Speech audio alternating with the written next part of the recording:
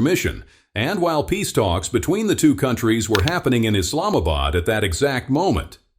One of the destroyers turned on its automatic identification system, broadcasting its position to every vessel and radar station in the region. Navy ships almost never do that. They sail with AIS off specifically to avoid being tracked. Turning it on was a message. We are here. We want you to know it. The IRGC responded immediately. A radio transmission recorded by a nearby civilian ship captured the exchange. "This is the last warning. This is the last warning," an Iranian military voice said. The American ship replied, "Passage in accordance with international law.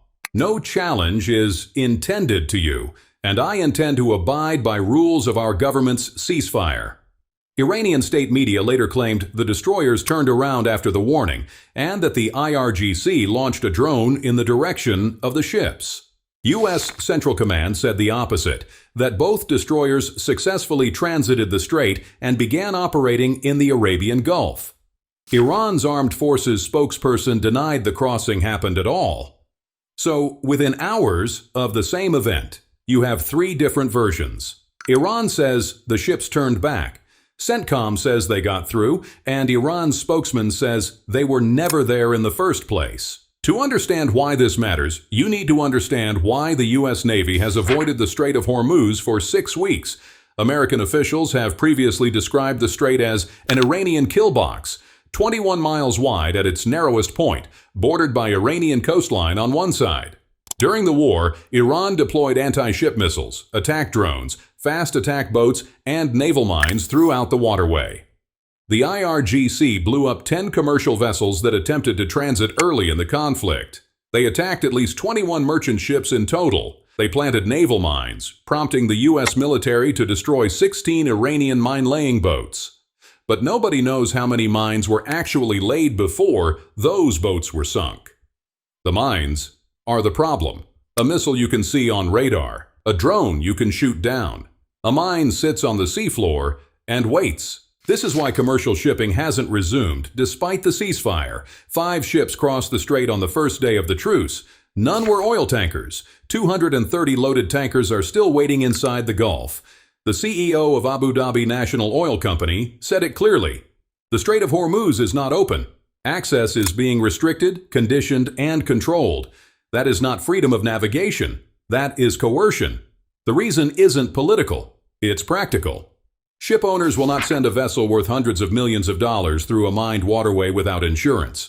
And insurance underwriters will not write policies for transit through an active minefield during a 2-week ceasefire that both sides are accusing each other of violating. A single mine strike can sink a fully loaded tanker carrying 2 million barrels of crude.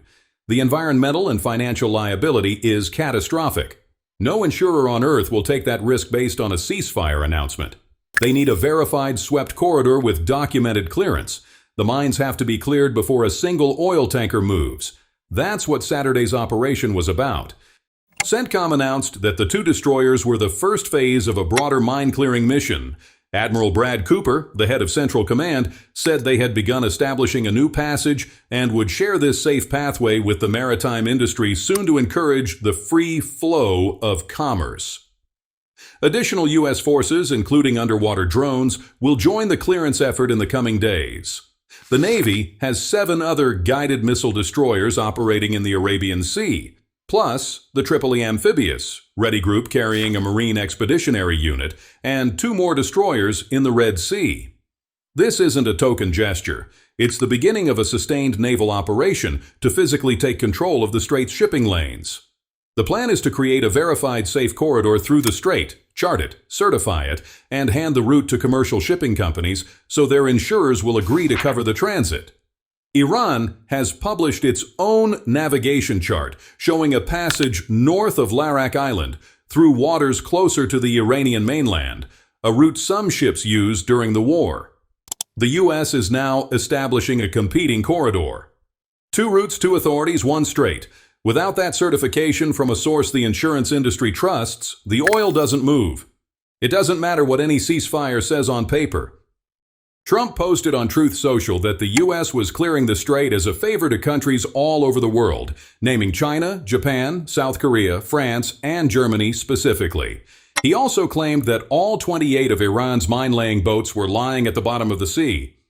Iran's state-affiliated Noor News called this fake news. Trump has repeatedly said that the U.S. has completely destroyed Iran's military, a claim that military analysts consider an overstatement. Iran's navy has been severely degraded. CENTCOM confirmed earlier in the war that it destroyed 19 Iranian ships and 1 submarine. But degraded is not destroyed, and the IRGC's coastal defense capabilities, particularly its mines and anti-ship missiles, remain a threat that the U.S. Navy is clearly taking seriously enough to send guided missile destroyers rather than minesweepers as the first ships through. That detail is worth pausing on. The Navy didn't send minesweepers first. It sent 2 of the most heavily armed surface combatants in the fleet. Arleigh Burke-class destroyers carry Aegis combat systems, Tomahawk cruise missiles, and advanced radar capable of tracking hundreds of targets simultaneously. You don't need Tomahawk missiles to clear mines. You need them to survive if something goes wrong. The choice of ship tells you that the Navy expected a potential confrontation, not just a cleanup job. A maritime history professor at Campbell University noted that turning on the AIS was deliberate. You don't throw AIS on by accident on a Navy ship. This was purposeful. They wanted to demonstrate they had sailed through. The timing makes this even more significant. While the destroyers were transiting the strait, Vice President J.D. Vance, Special Envoy Steve Witkoff, and Jared Kushner were sitting across the table from Iran's Foreign Minister Abbas Araghchi and Parliamentary Speaker Mohammad Bagher Ghalibaf in Islamabad. Pakistan's Army Chief Asim Munir was in the room with them. It was the first face-to-face meeting between American and Iranian officials since the war began. Previous rounds of diplomacy had involved mediators carrying messages between separate rooms. This time, they were in the same room, looking at each other, while U.S. warships sailed into waters that Iran considers under its control. According to Iran's Fars news agency, the Iranian armed forces informed the country's negotiating delegation in Islamabad that a U.S. destroyer was moving from the port of Fujairah toward the strait. Think about what that means. Iran's negotiators learned in real time while sitting across from Vance that American warships were entering the strait without permission. The diplomatic and military tracks were running simultaneously, and they were sending opposite messages. The diplomats were talking about peace. The destroyers were demonstrating that the U.S. doesn't need Iran's permission to use the strait. Whether that was coordinated or not, it fundamentally changed the power dynamic in the room. Iran's leverage in the talks depends on the world believing that Iran controls Hormuz. The destroyers proved that control is contested. The talks lasted 21 hours. They failed. Vance held a brief press conference afterward and said Iran had rejected what he called the U.S.'s final and best offer. He said the discussions were substantive and that the U.S. had been quite flexible and accommodating, but that no deal was reached. He warned that this was bad news for Iran, much more than it was bad news for the United States, suggesting a return to major violence was possible.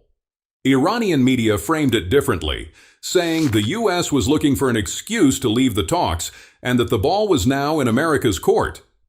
Iran's parliamentary speaker Ghalibaf said the ceasefire agreement had already been violated and that bilateral negotiations were unreasonable under those conditions.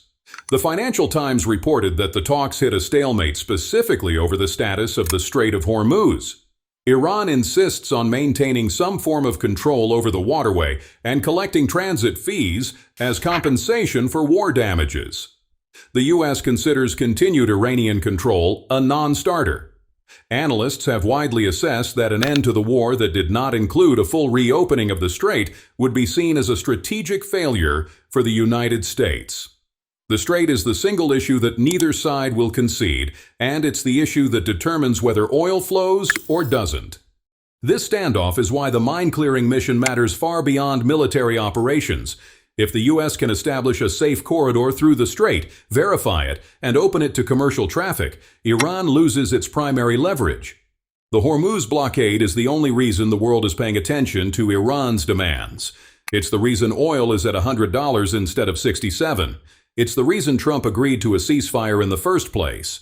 If American minesweepers and underwater drones can neutralize the mine threat, and if U.S. warships can provide escort through the corridor, Iran's ability to shut down the strait becomes theoretical rather than practical. One energy analyst at Rapidan Energy Group said the U.S. is getting ready for round two, and that as the U.S. weakens Iran's ability to threaten ship traffic, Iran's leverage will erode. Iran understands this. The IRGC's warning to the destroyers wasn't just about two ships. It was about what those ships represent. If the U.S. establishes freedom of navigation through Hormuz by force, every demand Iran has made, the transit fees, the yuan payment system, the toll booth, the controlled passage, all of it becomes unenforceable. Iran's 10-point proposal to end the war includes a provision for Iran to maintain control over the strait under an agreed framework. It also includes lifting all sanctions, withdrawal of U.S. forces from the region, compensation for war damages, and Iran's right to continue enriching uranium. The Hormuz leverage is the bargaining chip that makes all of those demands possible. Without it, Iran is a country with a degraded military, a bombed-out infrastructure, and no cards left to play. The U.S. is now physically dismantling that leverage while simultaneously telling Iran to accept a deal. From Tehran's perspective, the mine-clearing mission isn't a humanitarian gesture. It's the U.S. taking by force what it couldn't get at the negotiating table. The ceasefire is running out. The talks in Islamabad failed. The U.S. is clearing mines. Iran is threatening to attack any unauthorized ships. And the fundamental question hasn't changed since the war began. Who controls the Strait of Hormuz? For 6 weeks, the answer was Iran. As of Saturday, the U.S. is actively contesting that answer with guided missile destroyers, underwater drones, and a public commitment to open a new passage whether Iran agrees to it or not. The last time the U.S. and Iran had a direct naval confrontation in these waters was Operation Praying Mantis in 1988. The U.S. sank or damaged half of Iran's operational fleet in a single day. Iran's navy is significantly weaker now than it was then, after 6 weeks of sustained American and Israeli strikes that destroyed 19 warships and Iran's only operational submarine. But the weapons are different. In 1988, the threat was surface ships and anti-ship missiles. In 2026, the threat is mines, drones, and fast attack boats operating from Iran's coastline just miles from the shipping lanes. The U.S. can win a conventional naval battle. What it can't do quickly is clear an unknown number of mines from a 21-mile-wide waterway while Iranian forces watch from the shore and retain the ability to lay new ones. That process takes weeks, possibly months, and every day it takes is a day that oil stays above $90 and 230 tankers sit idle in the Gulf. There is also the question of what Iran does next. The ceasefire clock is ticking. The Islamabad talks produced no agreement. The U.S. is physically contesting Iran's control of the strait. Iran has threatened a firm and forceful response to any military ships passing through without authorization. If the mine-clearing operation continues and Iran retaliates, the ceasefire collapses and the war resumes with American warships already inside the kill box. If Iran does nothing, it watches its leverage evaporate in real time as the U.S. establishes a safe corridor that commercial ships can use without Iranian permission. Neither option is good for Tehran, but doing nothing may be worse. Saturday's crossing was the opening move, not of a negotiation, of a contest for physical control of the most important waterway on Earth. The talks are in Islamabad. The real negotiation is happening in the water.